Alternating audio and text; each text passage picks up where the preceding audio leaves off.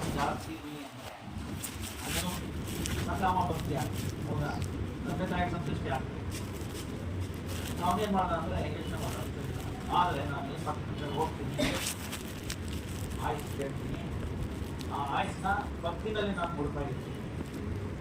ಅವಾಗ ತಂದೆ ತಾಯಿಗೂ ಸಂತೋಷ ಆಗುತ್ತೆ, ಭಗವಂತನಿಗೂ ವಿನ್ ವಿನ್ ಸಿಚುಯೇಷನ್. ನಾವು ಏನೇ ಮಾಡಲಿ ನಾವು ಗೆಲ್ಲಬೇಕು, ಬೇರೆಯವರು ಗೆಲ್ಲಬೇಕು. ಆಗಲ್ಲ ನಾನು ಗೆಲ್ಲಿದ್ದೀನಿ ಅವ್ರು ಸೋತೋಗ್ಲಿ, ಇಲ್ಲ ನಾನು ಸೋಲಿ ಅವ್ರು ಗೆಲ್ಲಿ ಅಂತ ಸಿಗಬಾರ್ದು. ಇದು ಲೌಕಿಕದನ್ನು ಆಗಲ್ಲ. ಒಬ್ಬರು ಸೋದ್ರೆ ಒಬ್ಬರು ಗೆಲ್ತಾರೆ, ಒಬ್ಬರು ಗೆಲ್ತಾರೆ. ಆದರೆ ಆಧ್ಯಾತ್ಮಿಕ ಇದು ಸಾಧ್ಯ, ಇವರು ಗೆಲ್ಲಬೇಕು. ಈಗ ಪ್ರಹ್ಲಾದ್ ಕಥೆನೇ ಬಂದು ತಂದೆ ಹೊಡೆಯಕ್ಕೆ ಬಂದ, ಅವ್ರು ಸಾಯಿಸಕ್ಕೆ. ಪ್ರಹ್ಲಾದ್ ಏನು ಮಾಡ್ದ, ಕಳ್ಕೊಂಡ. ಅವನಲ್ಲಿ ದೋಷ ನೋಡಿದ್ದೀನಿ.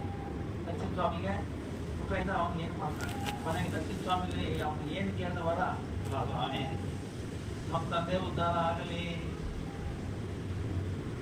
ಆಯ್ತಾ, ಇಬ್ಬರು ಗೆದ್ರು. ಸೊ ಹಾಗೆ ಇನ್ನೇನು ಮಾಡ್ದ, ಹೋಗಿ ತಪಸ್ಸೆ ಮಾಡ. ಆಮೇಲೆ ಏನು, ಹರೇ ಕೃಷ್ಣ ಕೃಷ್ಣ ಕೃಷ್ಣ ಹರೇ ಹರೇ, ಹರೇ ರಾಮ್ ರಾಮ್ ರಾಮ್ ಹರೇ ಹರೇ. ಅವ್ನಿಗೆ 14 ವರ್ಷ ಆಯ್ತು, ಯಮರಾಜ ಬಂದ. 18 ವಯಸ್ಸಾಗಿದ್ಯಾ. ಬಟ್ ಆದ್ರೆ ಇನ್ನೇನು ನೋಡ್ದ, ಏನು ಎಲ್ಲ ನಿರಂತರವಾಗಿ ತಪಸ್ಸು ಮಾಡಿ, ನಿರಂತರವಾಗಿ ತಪಸ್ಸು ನಾಮಸ್ಮರಣೆ ಮಾಡ್ತಾ ಇದ್ದಾನೆ. ಎಲ್ಲಿ ನಾಮಸ್ಮರಣೆ ಮಾಡ್ತಾ ಇದ್ದಾರೋ ಅಲ್ಲಿ ಕಲಿ ಬರೋ ಸಾಧ್ಯತೆ ಆಯ್ತಾ. ಚಿಂತನೆ ಮಹಾಪ್ರಭು ಹೇಳಿದ್ದಾರೆ, ಎಲ್ಲಿ ನೀವು ಜೋರಾಗಿ ಎಲ್ಲಿ ಎಷ್ಟು ದೂರದೂ ಕೇಳಿಸುತ್ತೋ ಹರೇ ಕೃಷ್ಣ ಅಂತ ಅಲ್ಲಿವರೆಗೂ ಅಷ್ಟು ದೂರದ್ದು ಕಲಿ ತರಕ್ಕಾಗಲ್ಲ.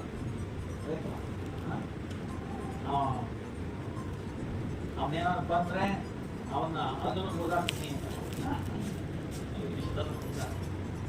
ಸೊ ಕೊನೆಗೆ ಏನಾಯಿತು, ಅದು ಬಂದ ಕೇಳ್ತಾ ಇದ್ದ ಹರೇ ಕೃಷ್ಣ ಹರೇ ಕೃಷ್ಣ. ಅವನಿಗೇನಾಯ್ತು ಅಂದ್ರೆ ನಾನು ಶಾದಿಗೆ ಬಂದೇನೋ ಕೂಡ ಮಾಡಬೇಕು. ಆಮೇಲೆ ವರ 7 ಕಲ್ಪ, 7 ಕಲ್ಪ ಆಯುಷು. ಒಂದು ಕಲ್ಪ ಅಂದ್ರೆ ಏನೋ, ಬ್ರಹ್ಮನ ಒಂದು ದಿವಸ ಅಂದರೆ 1000 ಚತುರ್ಯುಗ. ಗೊತ್ತಾಯ್ತಲ್ಲ, ಒಂದು ಚತುರ್ಯುಗ ಅಂದರೆ ಸತ್ಯಯುಗ, ತ್ರೇತ, ದ್ವಾಪರ, ಕಲಿಯುಗ. ಇದು 4 ಸೇರಿ ಒಂದು ಚತುರ್ಯುಗ. ಅಂಥದ್ದು 1000 ಚತುರ್ಯುಗ, 1000 ರಾತ್ರಿ, ಒಂದು ದಿವಸ.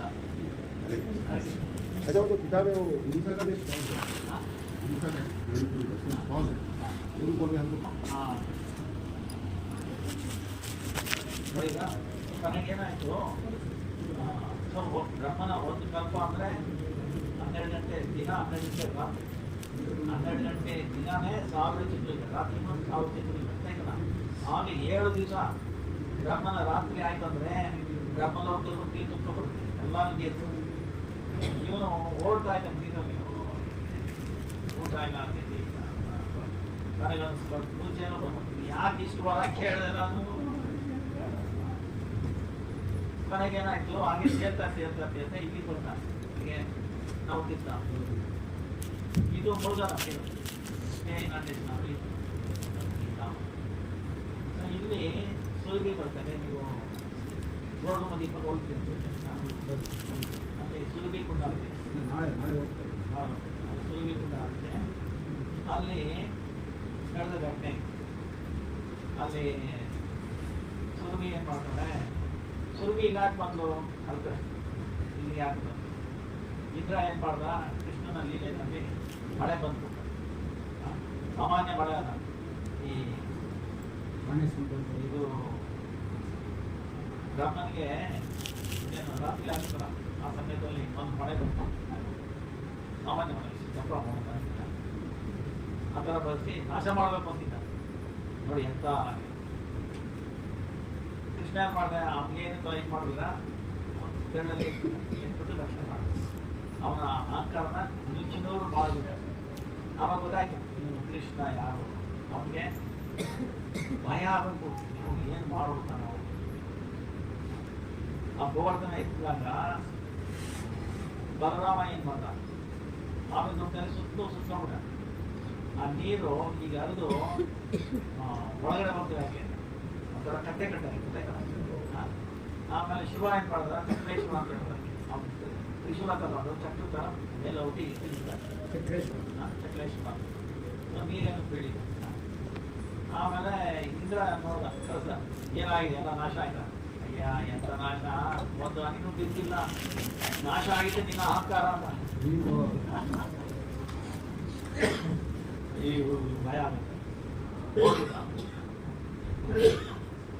ಸೊ ಆವಾಗ ನಂದು ಕೃಷ್ಣನಿಗೆ ಪ್ರಾರ್ಥನೆ ಮಾಡೋದು ಚೆನ್ನಾಗಿ ಮಾಡ್ತಾರೆ, ದಯಾರ ಸಹಜ ಕೃಷ್ಣ.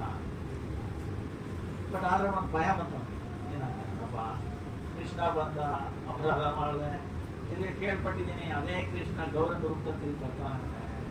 ಬಂದಾಗ ತಿರ್ಗಾ ನಾನು ಅದು ಅಪರಾಧ ಮಾಡಿದ್ರೆ ನನ್ನ ಗತಿ ಏನು, ಅದರಿಂದ ಬಚಾವಾಗೋದು ಹೇಗೆ? ಅದಕ್ಕೆ ಸುರಭಿನ ಕೇಳ್ತಾನೆ. ಈಗ ಸುರಭಿ ಯಾಕೆ ಕೇಳ್ತಾನಂದ್ರೆ, ಸುರಭಿ ಬ್ರಹ್ಮ ಹೋಗಿ ಹೇಳ್ತಾನೆ ಬ್ರಹ್ಮತ ಕೃಷ್ಣನ ಕ್ಷಮೆ ಕೇಳ್ಕೊಳ್ಳೋದು ಹೇಗೆ, ಗೋವುಗಳೆಲ್ಲ ನಾಶ ಮಾಡೋದು. ನಮ್ಮ ಆರಾಧ್ಯ ದೇವ ಯಾರು? ಕೃಷ್ಣ. ಯಾವ ಕೃಷ್ಣ? ನಂದನಂದ ಕೃಷ್ಣ, ಯಶೋಧ ಕೃಷ್ಣ, ಮಥುರಾ ಕೃಷ್ಣ ಅಲ್ಲ, ದ್ವಾರಕ ಕೃಷ್ಣ. ಆರಾಧ್ಯ ಭಗವಾನ್ ವಿದೇಶ ತನೆಯ ಶ್ರದ್ಧಾಮ ಬೃಂದಾವನ. ಅದೇ ಒಂದು ನಮ್ಮ ಆರಾಧನೆಯಾಗೆ ಯಾಕೆ ಗೋಪಿಗಳು ನಾವು ಆರಾಧನೆ ಮಾಡ್ತಾರೆ. ಇದು ನವದ್ವೀಪ. ನವದ್ವೀಪ ಅಂದ್ರೇನು? ನವದ್ವೀಪ 9 ದ್ವೀಪ.